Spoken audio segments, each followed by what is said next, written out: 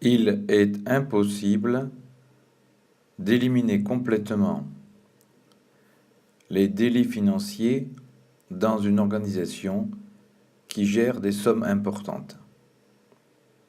Cependant, il est possible d'identifier les situations à risque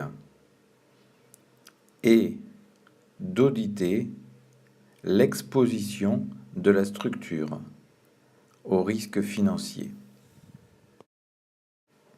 La sensibilité ou l'impression d'être dans une situation à risque varie beaucoup d'une personne à l'autre. Certains dirigeants ou décideurs territoriaux auront l'impression d'être totalement protégés par le code des marchés et par les procédures internes.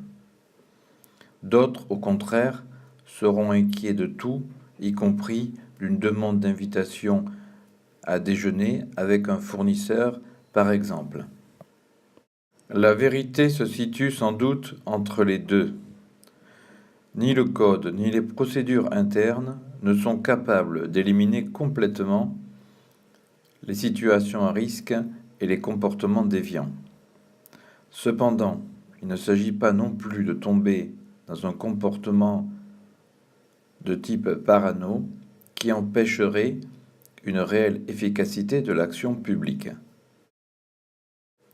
C'est pourquoi il peut être utile de faire un point sur la situation à un moment donné à l'intérieur de la collectivité ou du service déconcentré dans son ensemble. C'est à partir de cet audit que l'on pourra à la fois déterminer le niveau de risque et mettre en place des mesures qui en diminueront l'exposition.